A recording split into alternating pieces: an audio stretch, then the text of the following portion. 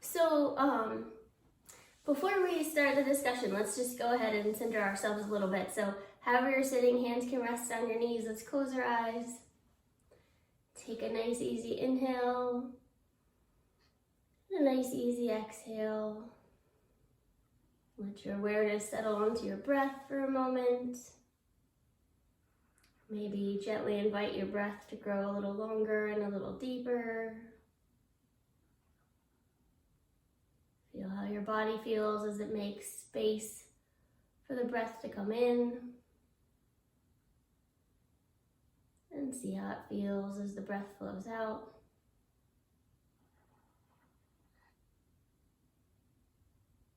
And then, as I usually do at the beginning of anything, go ahead, set an intention, whatever you'd like to focus on during our time here today.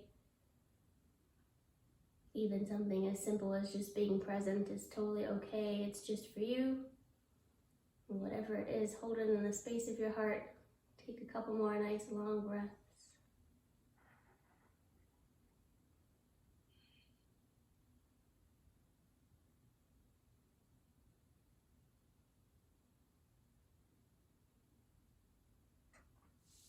And then when you're ready, you can open your eyes.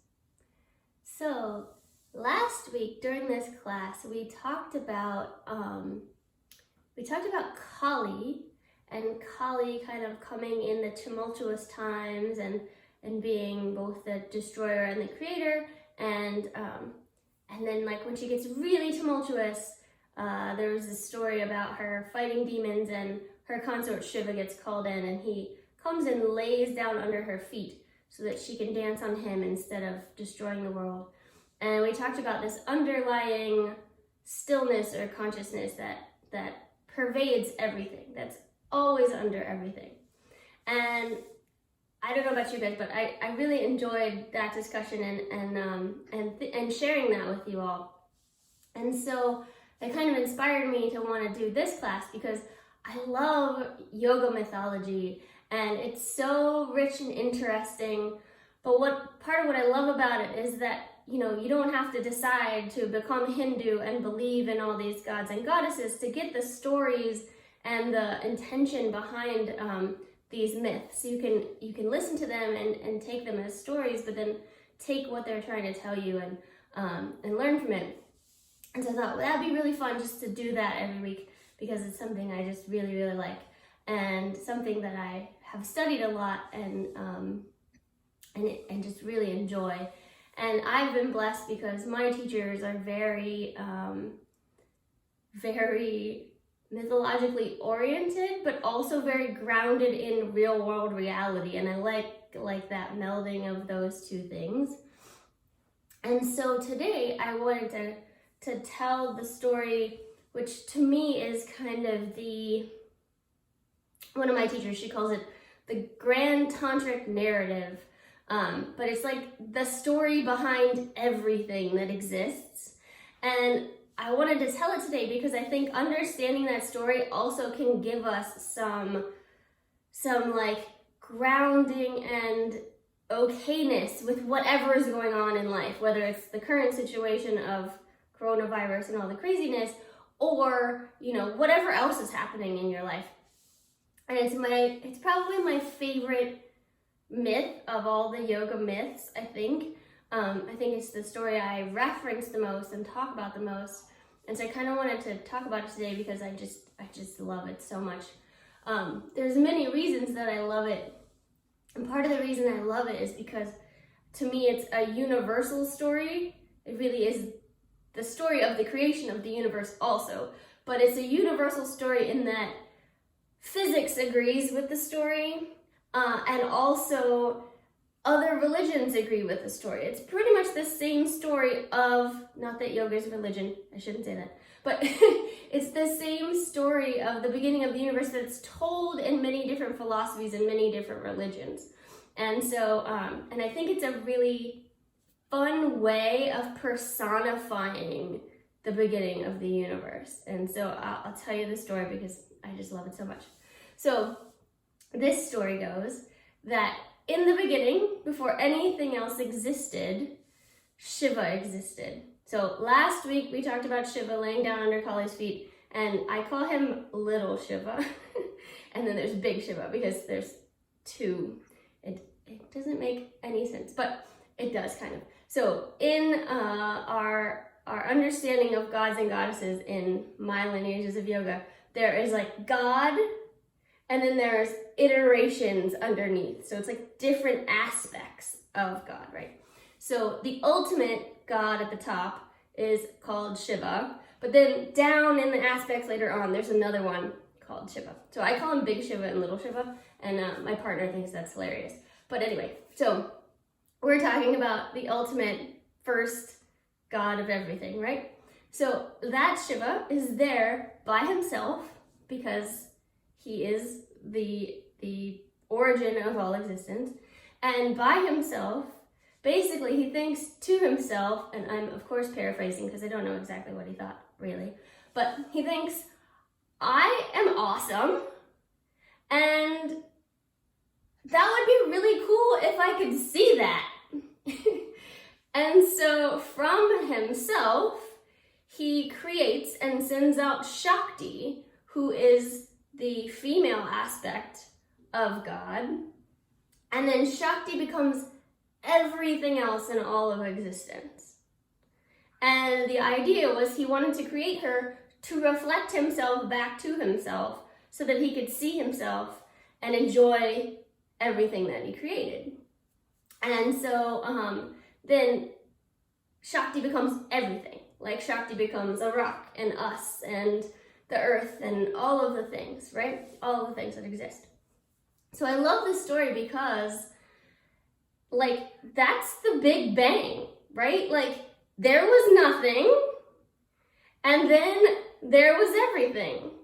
And so you can see, like, physics agrees. Like, there was nothing, there was potential energy, and then there was all the other types of energy in the world.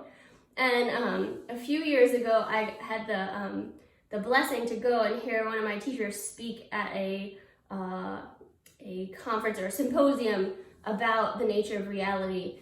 And on the panel, there was a couple swamis, and then my teacher, who used to be a swami, she's not anymore, and then a quantum physicist. And it was so incredibly cool to see the perspective of our lineage is very tantric, but there were other lineages there. The perspective of different lineages of yogic understanding, and then this quantum physicist saying, oh yes, and how about I put the math for that on the board for you? And it was really cool to see them all come together. But I love it too, because even if you're coming from, from a Christian's perspective, that's where we start with the Christian narrative as well, right? God was there, and then everything else he created. You can also get into the word too, right? And Tantric narrative says that sound and the word was what actually did the creation as well. So we won't get into that today. But yeah, so I love this story, and I wanted to share it with you guys, and I hope you can see how, whether you really believe in like a god Shiva creating a god Shakti, you don't have to believe in that. You can believe in physics or a Christian God or whatever it is you believe, but just this understanding of that. But what I want it to inform us of, and what I want us to think of now, is that no matter what, that God or energy caused and created everything else that exists. And so when things are crazy or things aren't feeling that great, sometimes we can pause and say, and this is my wording as we use in the Shiva Shakti narrative, all of this is Shakti. All of it was created from the God entity or from that original energy or whatever you want to think of. And so even when things don't seem, quote, good, it's still all, and this is how we say in our lineage, it's still all divine, no matter what. So the whole created in God's image, right? Like this is it. All of it is divine, and all of it is there. So that idea, at least for me, sometimes when things are crazy, makes me say like, it's okay because this all came from that. And I might not understand right now like why it's this way or what is going on, but it all came from that, and so that is okay. So I hope that was interesting for you guys, and I want us to have a little meditation. I'm gonna mute everybody just so we don't have any interruptions during the meditation. Oh, hi Nithya and Mercy. Cool. See, now we have the Netherlands all the way to Hawaii. That's cool. All right. So go ahead, however you're sitting, your hands can rest on your knees and you can close your eyes. Go ahead, take a nice long inhale and a nice long exhale. Let your awareness settle there onto your breath. Let your breath grow a little bit longer and a little bit deeper.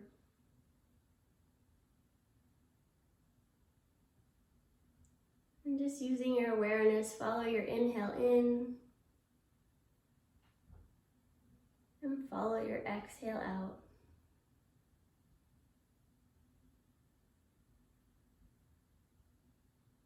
And as you're following your breath, just feel how it feels to be here in this body.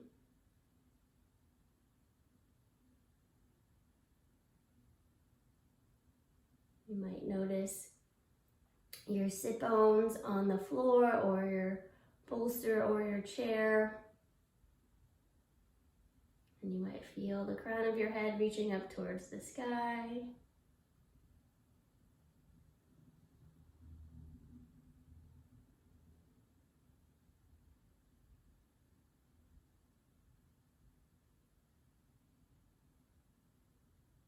So as we move into this meditation, I want us to move into it with the understanding that we have Shiva there at the beginning, and we have Shakti, which is all things in existence, but is also Shiva. So they're two aspects of the same thing. And Shiva is ultimate consciousness. Shakti is the manifestation of that consciousness, but also that consciousness pervades everything that exists.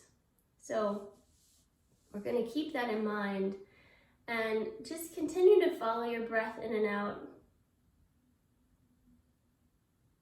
Continue to feel however your body feels.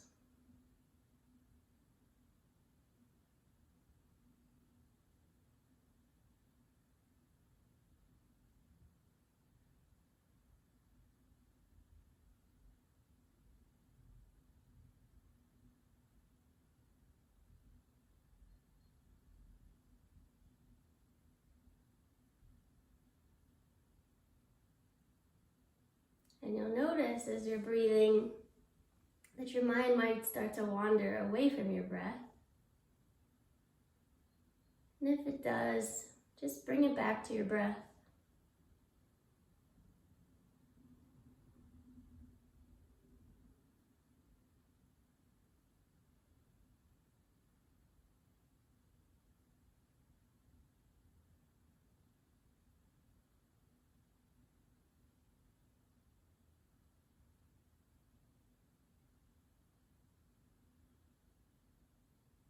And again, if you notice your mind wandering, just notice the thoughts.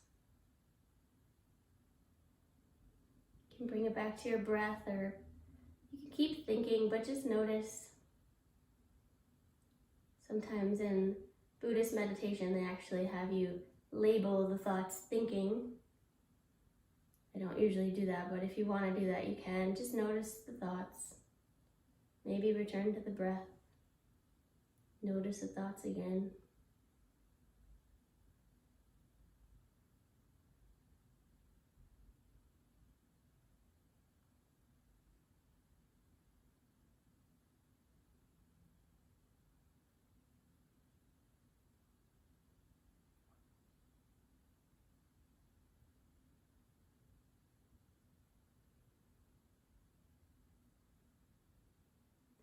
And then I like for you to ask yourself a question as you continue to think and notice the thoughts and find your breath. And the question today is, who is it that knows that I'm thinking?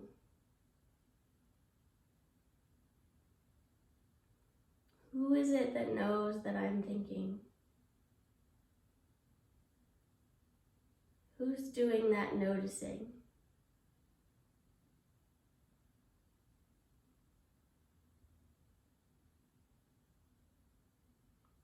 And just like you were coming back to the breath as your thoughts start to go, return to that question, who is it that knows that I am thinking?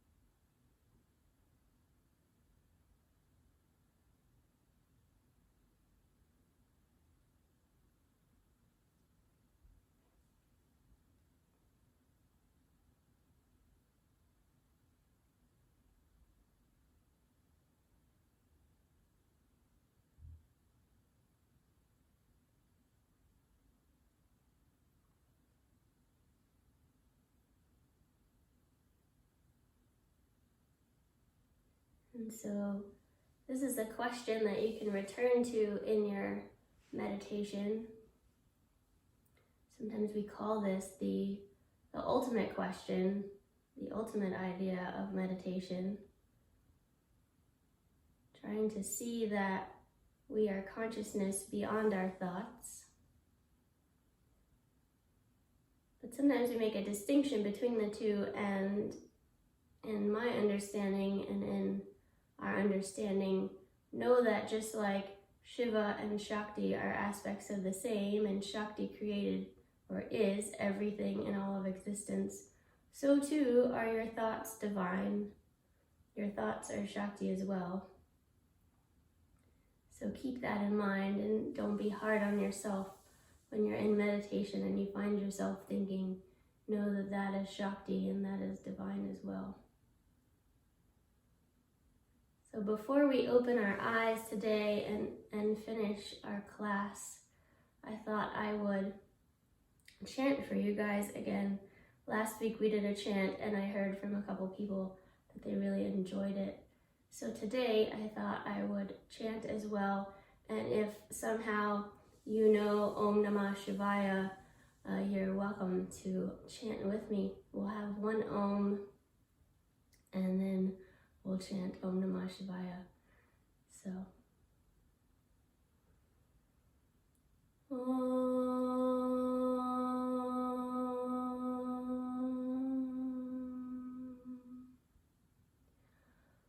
Om Namah Shivaya Gurave Satchidananda Motaye Nishprapanchaya Shantaya Niralambaya Tejase.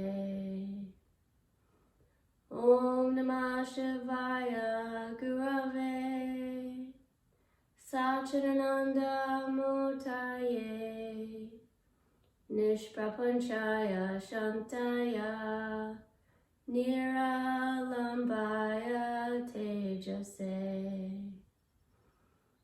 Om Namah Shivaya Gurave Satchidananda Murtaye Nishprapanchaya Shantaya Niralambaya Tejase. Om.